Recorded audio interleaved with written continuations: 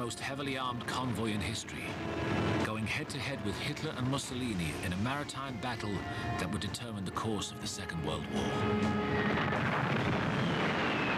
It was like a version of hell. Things were really coming at them from all angles. The amount of damage they inflicted was terrifying.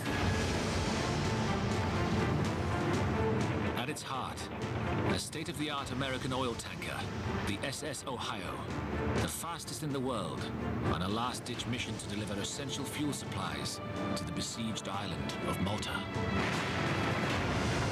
When the flames go higher than the top of the mast, it's a bit worrying. She and her escort of over 50 warships would run a round-the-clock gauntlet of attacks from air and sea in a bid to save the island's stronghold. Her mission was crucial to the Allied war effort, and if it failed, the Germans would control the Mediterranean, take North Africa, and cut Britain off from her empire.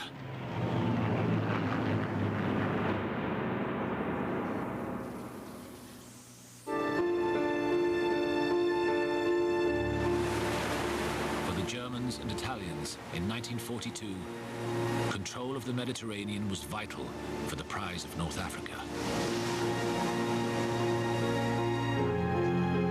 For over a year, the German general, Rommel, had been fighting the British in Libya and Egypt. Vital to keep his army fighting were supply ships, bringing arms across the Mediterranean from Europe.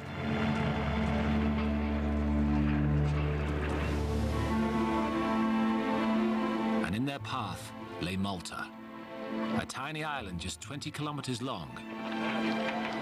It could have been just one of the many islands in the Med, except for one thing. It was a lone British base. Its sole job, to send submarines and aircraft out to attack Rommel's supply ships. It was brilliant in its role, and a nightmare for the Axis ambitions in North Africa. And so, Hitler and Mussolini besieged it, making the most of its overwhelming isolation. Its nearest friends, Gibraltar, 1,000 miles to the west, and Alexandria, the same distance to the east, and all around it was enemy territory.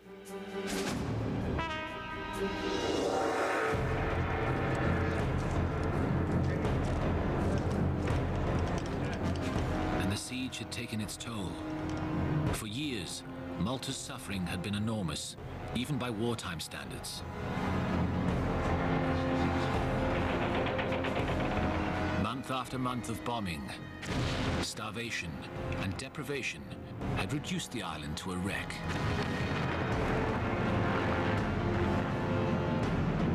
Typhoid was common, with tens of thousands of homes destroyed. Many people were forced to live in caves. But its supplies could only come by sea, on heavily armed convoys, on the very waters that were now teeming with enemy forces at the height of their powers.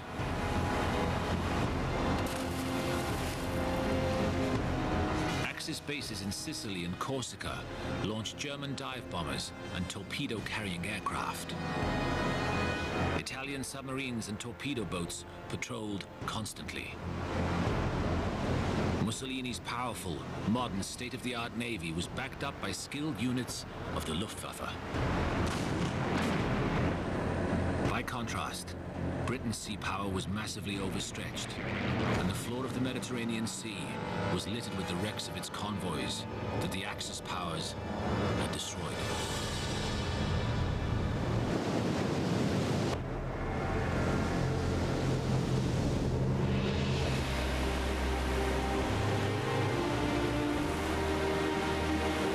But Churchill knew that losing Malta was not an option.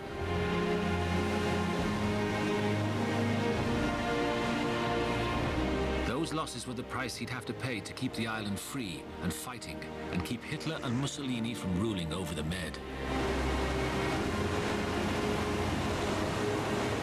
For 2 years, the Royal Navy had been supplying the island and keeping it going against the threat from both the Italians and the Germans. But they were both getting stronger, and the Royal Navy were getting weaker because Japan had come into the war. Lots of convoys had been run to Malta, but it was getting harder and harder to get them through.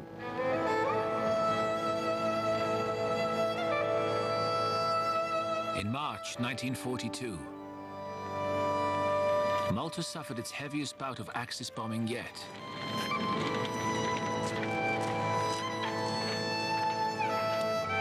Over 6,000 tons of high explosive rained down on the island.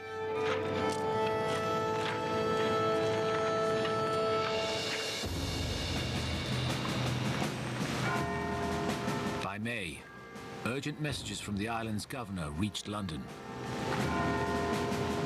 There was only 6 weeks' worth of supplies left. After that, the island's population would tip into famine and, with its aircraft out of fuel and grounded, Malta would have to surrender.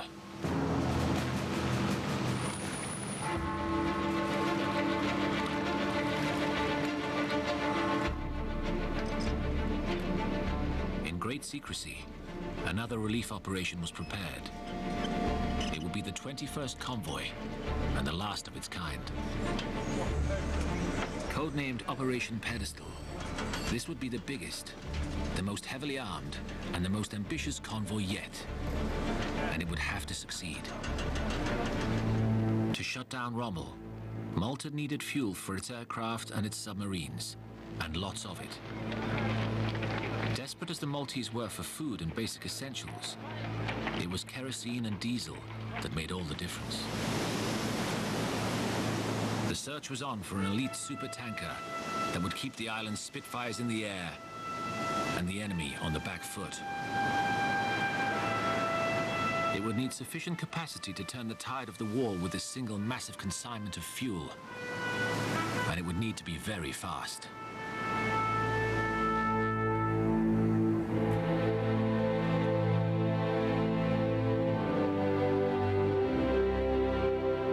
That ship would be the SS Ohio.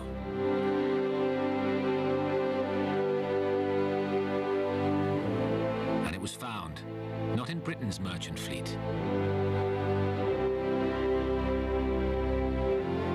but in America, home to the world's largest oil tankers.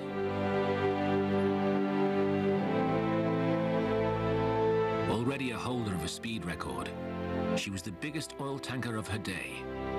9,000 tons and 500 feet long. She would be capable of carrying tons of fuel. Enough to keep Malta fighting fit for months.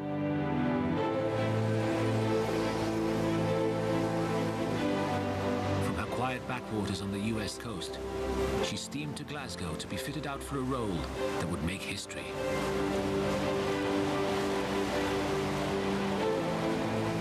Peacetime cargo ship, she was about to become the secret weapon in the fight for the Mediterranean. Now she would be armed and fitted for some of the fiercest fighting of any maritime conflict. Anti-aircraft guns were mounted on her decks, her sides armor-plated to take torpedo hits. The ship was prepared for Malta's last stand, as no oil tanker had been prepared before. Her master was an English merchant mariner who was a stranger to naval warfare. The 39-year-old Captain Dudley Mason was more used to steering oil tankers through peacetime shipping lanes, but would now have to take one through the deadliest 1,000 miles of sea in the world. It would be an assignment that would make him famous. Alongside the Ohio would be some of the finest merchant vessels in British waters. They would form a roll of honor with names that would go down in history. The Port Charmers, the Empire Hope, the Glenorchy, and the Brisbane Star. When the great merchant armada of 14 vessels was ready, it sailed to Gibraltar to meet the biggest naval escort that had ever been assembled.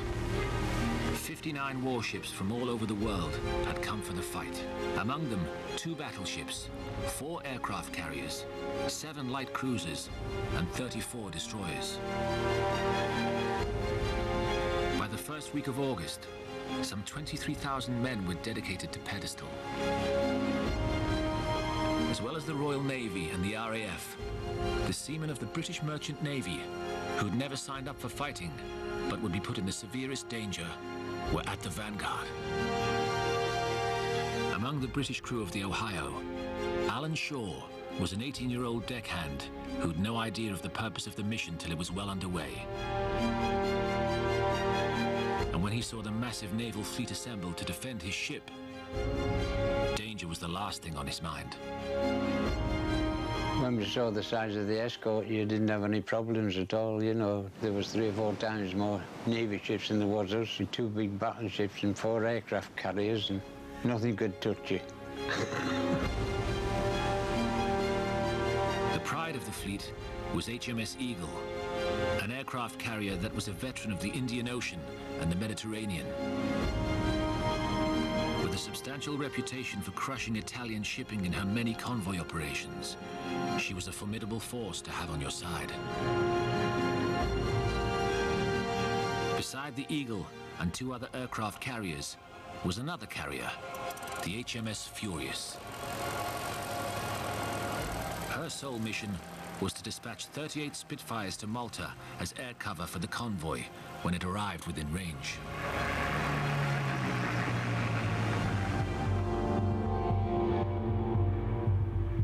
The challenges facing the convoy were very well known to both sides. These were old adversaries, and the route was nothing short of a shooting gallery. Hostile or unsympathetic forces lay on all sides, and the Armada's only hope would be speed, resilience, and sheer cunning, as the Axis powers took them on from all sides, above and below.